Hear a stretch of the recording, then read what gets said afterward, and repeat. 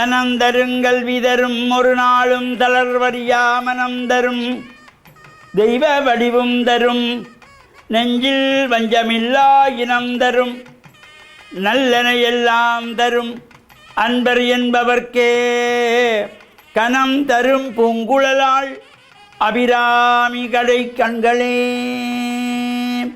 ஓம் நமச்சிவாய. மேன்மைகள் சைவ நீதி விளங்குக உலகமெல்லாம். நோயற்ற வாழ்வே குறைவற்ற செல்வம். அந்த நோய் நொடிகள் இல்லாத வாழ்வு இந்த உலக மக்கள் எல்லோரும் வாழ வேண்டும் என்று கலியுகத்தின் காந்தமலை யோதியாகிய சபரிமலை சுவாமி ஐயப்பனுடைய திருவடிகளை சிறந்தாழ்த்தி டான் தமிழொலி ஓம் தொலைக்காட்சி நேயர்கள் அனைவருக்கும் சர்வதேச இந்து மத குருபீடம் அகில இலங்கை சபரிமலை ஸ்ரீ சாஸ்தாபுரத்தின் சார்பில் இனிய வணக்கங்களும் நல்லாசிகளும். என்றும் மங்களகரமான குரோதி வருஷம் பங்குனி மாதம் 2ஆம் நாள் 16/3/2025 ஞாயிற்றுக்கிழமை. இன்று மலர்ந்திருக்கின்ற இன்றைய பொழுதும் நம் எல்லோருடைய வாழ்விலும் எல்லா விதமான சிறப்புகளும் வெற்றிகளும் கிடைக்க வேண்டும் என்று இறைவனை பிரார்த்தித்து இன்று பானு வாரம் என்கின்ற ஞாயிற்றுக்கிழமை சூரிய பகவானை வழிபாடு செய்வதற்கு ஒரு சிறப்பு. நாம் அதிகாலையிலே பிரத்யக்ஷ தெய்வமாக போற்றுகின்ற சூரிய பகவான் உதிக்கின்ற பொழுது அந்த சூரிய பகவானை பிரார்த்தனை செய்தால் நரம்பு சம்பந்தமான நோய்களுக்கெல்லாம் மருந்து இல்லாமல் விலகக்கூடிய சக்தி அந்த சூரியனுடைய காலையிலே வருகின்ற உதிக்கின்ற பொழுது ஏற்படுகின்ற கதிர்களுக்கு உண்டு. எனவே சூரிய பகவானை நாம் வழிபாடு செய்து அவ்வாறு நமக்கு சூரியனை வழிபாடு செய்வதற்கு கூட நேரமில்லை என்றால் ஆலயங்களில் சென்று நவக்கிரகங்களுக்குள்ளே நடுநாயகமாக விளங்குகின்ற சூரிய பகவானுக்கு செவ்வரத்தை மலர்கள் சிகப்பு பூக்களினாலே அல்லது சிகப்பு அலரி பூக்களினாலே அர்ச்சனை வழிபாடு செய்கின்ற பொழுதும் எல்லா விதமான சிறப்புகளும் கிடைக்கக்கூடியது. இப்பொழுது இந்த பங்குனி மாதம் மலர்ந்திருக்கின்றது. இன்று 2வது நாள். நேற்றைய தினம் பங்குனி மாத பிறப்பு. சூரிய பகவான் மீனராசிக்குள்ளே பிரவேசித்த காலம் இந்த பங்குனி மாதம் நேற்றைய தினம் ஆரம்பமாகி இந்த பங்குனி மாதத்திலே இந்த கிழமைகளுக்கு ஒரு சிறப்பு. அந்த வகையிலே நாளைய தினம் பங்குனி திங்கள் என்கின்ற ஒரு விரதத்தோடு கூடிய சிறப்பு. அதேபோல் வருகின்ற உத்தர நட்சத்திரம் பங்குனி உத்தரம், பங்குனி வெள்ளிக்கிழமை, இவ்வாறு சிறப்பான உற்சவங்கள். அது மட்டுமல்லாமல் இந்த பங்குனி மாதம் மலர்ந்தாலே இல்லங்களிலே சுப காரியங்கள் செய்வதற்கு சுப முகூர்த்தங்கள் பார்த்து கொள்வதற்கு சிறப்பு. திருமணமாக இருக்கட்டும், புதுமனை புகுவிழாவாக இருக்கட்டும், அல்லது ஆலயங்களில் ஒரு கும்பாபிஷேகமாக இருக்கட்டும், பாலாலய பிரதிஷ்டையாக இருக்கட்டும், இந்த பங்குனி மாதத்திலே சுப முகூர்த்தங்களை எடுத்து செய்து கொள்வதற்கு ஒரு சிறப்போடு கூடியது இந்த பங்குனி மாதம் மலர்ந்திருக்கின்றது. நாம் இந்த இறை வழிபாடுகளிலே ஈடுபடுவதோடு பெற்றோர்கள், நம்மை பெற்று வளர்த்து ஆளாக்கிய தாய் தந்தையர்களை பேணி பாதுகாக்க வேண்டும். அப்பா அம்மாவை பெற்ற அப்பா அம்மா தாத்தா பாட்டி இருப்பார்களானால் அது அந்த வீட்டிலே பொக்கிஷமாக நீங்கள் பாதுகாத்து கொள்ள வேண்டும். நீங்கள் பல ஜென்மங்கள் செய்த புண்ணியத்தின் பயன்தான் தாத்தா பாட்டியோடு இந்த பேரப்பிள்ளைகள் பிள்ளைகள் மருமக்கள் எல்லாம் இருக்கின்ற ஒரு நிகழ்வு. பல ஜென்மங்களிலே புண்ணியம் செய்திருக்க வேணுமா. எத்தனையோ குடும்பத்திலே அம்மா இல்லை அப்பா இல்லை என்று கவலைப்படுவார்கள். தாத்தா பாட்டி அப்பா அம்மா அத்தை மாமா சித்தப்பா பெரியப்பா என்று அந்த உறவுகள் எல்லாம் சேர்ந்திருக்கிற பொழுது சந்தோஷமான வாழ்வு வாழக்கூடிய வகையிலே இந்த வயதான காலத்திலே பெற்றோர்களை பேணி பாதுகாக்க வேண்டியது ஒவ்வொரு பிள்ளைகளுடைய கடமை. அப்பா அம்மாவுக்கு வயசாயிட்டுது அல்லது தாத்தா பாட்டிக்கு வயசாயிட்டுது என்பதனாலே அப்பா அம்மா கொண்டு போய் முதியோர் இல்லத்திலே சேர்க்கின்ற ஒரு புதிய கலாச்சாரம் தவிர்க்கப்பட வேண்டும். பெற்ற தாய் தந்தையர்களை பிள்ளைகள்தான் பார்க்க வேண்டும். அவ்வாறு நாம் நம்முடைய தாய் தந்தையர்களை எவ்வாறு பராமரிக்கின்றோமோ, எவ்வாறு அவர்களை பார்த்து கொள்ளுகிறோமோ அதைத்தான் நாளைக்கு நம்முடைய பிள்ளைகள் நமக்கு செய்வார்கள். பெற்றோரை மதித்து அரவணைத்து அன்பு செலுத்தி வாழுங்காலத்தில் சந்தோஷமாக வைத்துக் கொள்ளுகின்ற பொழுது அவர்கள் மறைந்த பின்பு கூட நீங்கள் எந்த கடமைகள் செய்யாவிட்டாலும் அவருடைய அன்பும் ஆசையும் நிறைந்திருக்கும் என்ற நல்ல சிந்தனையோடு டான் தமிழொலி ஓம் தொலைக்காட்சி நேயர்கள் அனைவருக்கும் சர்வதேச இந்து மத குருபடத்தின் சார்பில் நல்ல ஆசிகளை கூறிக்கொள்வதில் மன மகிழ்வு கொள்கிறோம். சர்வே ஜனாக சுகினோ பவந்து சமஸ்த சன்மங்களானி சந்து. சுபம்.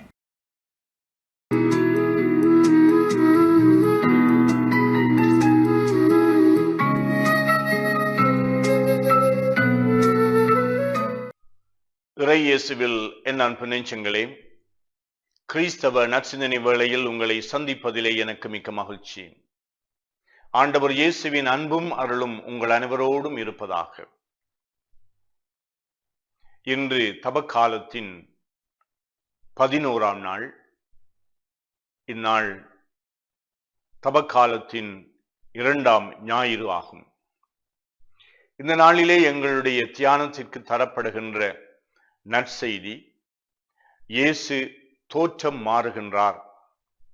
அதாவது தம்முடைய சீடர்களை அழைத்து ஒரு மலை மீது ஏறி அவர் ஜெபத்திலே ஈடுபடுகின்ற பொழுது அவருடைய தோற்றம் மாறுகின்றது.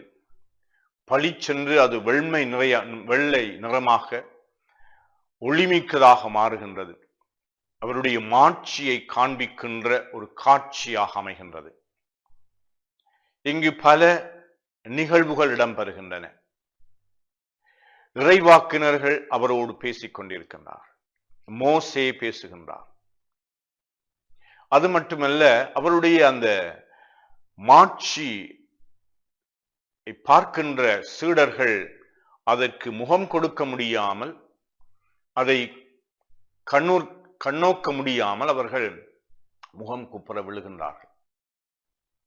இப்படிப்பட்ட ஒரு மாட்சிப்படுத்தப்பட்ட நிலையை ஏன் இயேசு அவர்களுக்கு காண்பித்தார் அல்லது இறை தந்தை அவர்களுக்கு காண்பித்தார் என்றால், அந்த கணத்திலே இருந்து அவர்கள் இயேசு தம்முடைய பாடுகளை பற்றி பேசுகின்றார்.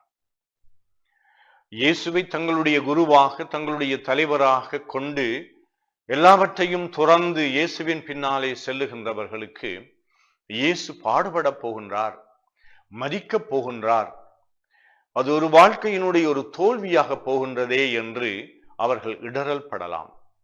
அந்த இயேசுவினுடைய பாடுகளின் பொழுது அவர்கள் இடறல் பட்டார்கள், சந்தேகப்பட்டார்கள், பயந்தார்கள், ஓடி ஒளிந்து கொண்டார்கள்.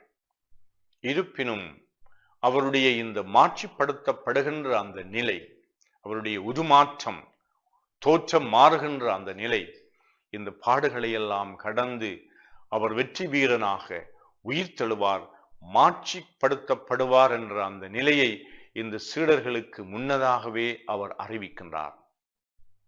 அதனால் அவருடைய மனம் இந்த இடறல் படுகின்ற சூழல்களை எல்லாம், இந்த துன்பப்படுகின்ற பாடுபடுகின்ற இழப்புகளை சந்திக்கின்ற சந்தர்ப்பங்களை எல்லாம் அவர்கள் கடந்து செல்வதற்கு மன உறுதி அளித்தது.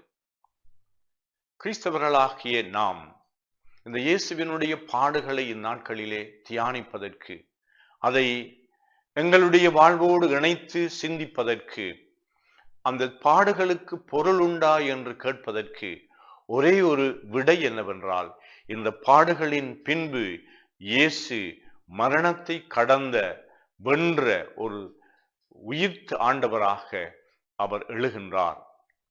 இத்தகைய உயிர்ப்பு என்ற அந்த நம்பிக்கையின் நிமித்தம் நாங்கள் தொடர்ந்தும் இயேசுவோடு அனுதினம் இந்த சிலுவையை சுமந்து கொண்டு செல்லுகின்றோம்.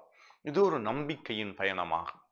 ஒரு இழப்பினதும் தோல்வியினதும் விரக்தியினதும் பயணமல்ல எங்களுடைய வாழ்வு, நம்பிக்கையினுடைய பயணமாகும். ஆகையினாலே இந்த மாட்சிப்படுத்தப்படுகின்ற இயேசுவினுடைய அவருடைய அந்த நிலையிலே நாங்கள் எல்லோரும் பங்கு கொள்ளுவோம். சீடர்கள் எல்லோருக்கும் பங்கு உண்டு என்று இயேசு கூறுவது போல எங்கள் ஒவ்வொருவரையும் அழைக்கின்றார். துன்பங்கள், துயரங்கள் எங்களுடைய வாழ்க்கையை முறியடித்துக் கொள்ளக்கூடாது, எங்களுடைய வாழ்க்கையை நாங்கள் அழித்து கொள்ளக்கூடாது.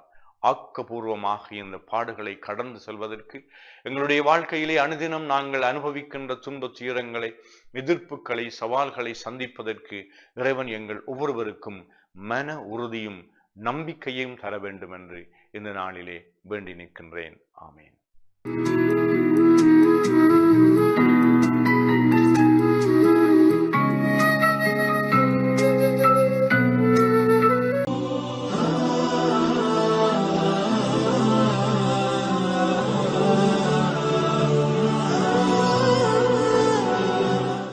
அல்ஹம்துலில்லாஹி ரப்பில் ஆலமீன் வஸ்ஸலாத்து வஸ்ஸலாம் அலா முஹம்மதின் ஸல்லல்லாஹு அலைஹி வஸல்லம் வ அலா ஆலிஹி வஸஹ்பிஹி அஜ்மஈன்.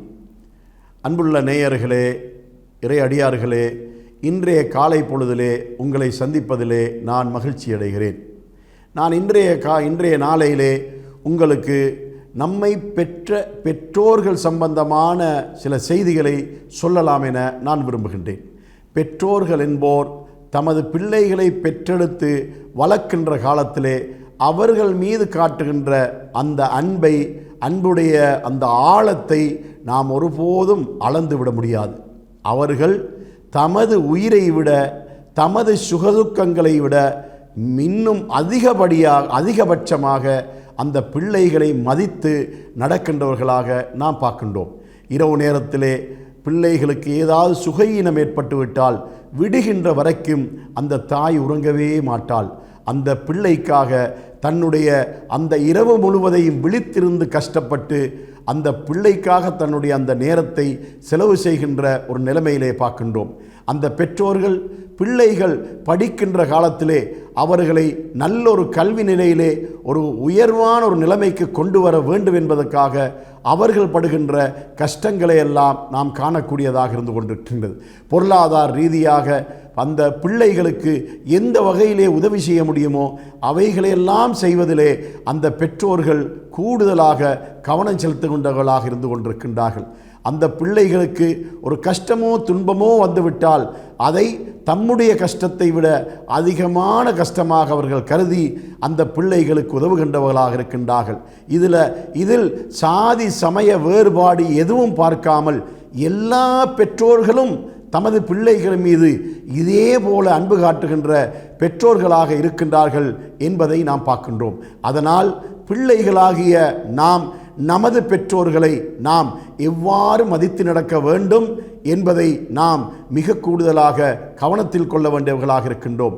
அவர்கள் நல்ல ஆரோக்கியமாக இருக்கின்ற போது அவர்களுக்கு நாம் செய்கின்ற உதவி இருக்கின்றதே, அந்த உதவியை விட, அந்த உபகாரத்தை விட, அந்த சேவைகளை விட அவர்கள் முதிய வயதை அடைந்து விட்டது நேரத்தில்தான் அவர்களுக்கு நாம் கூடுதலாக சேவை செய்கின்ற சேவையாளர்களாக இருக்க வேண்டும். அதனால் பெற்றோர்களுக்கு நாம் செய்கின்ற உதவிகள், உபகாரங்கள் விஷயத்திலே இஸ்லாம் மிக கூடுதலாக வலியுறுத்தக்கூடியதாக இருந்து கொண்டிருக்கின்றது.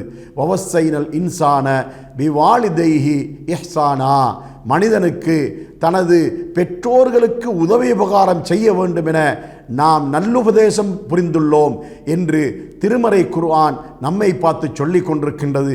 அதனால் பெற்றோர்களை நாம், அதாவது இறைவனை மதிக்கின்ற அந்த மதிப்புக்கு அடுத்த கட்டமாக பெற்றோரை மதிக்கின்றவர்களாக நாம் இருக்க வேண்டும் என்பதை இந்த காலை பொழுதிலே நான் உங்களுக்கு கூறி, பெற்றோர்களை கண்டால் அவர்களுடைய முகத்தை பார்த்து நீங்கள் மகிழ்ச்சிகரமாக புன்முறுவலாக அவர்களை பார்க்க வேண்டும்.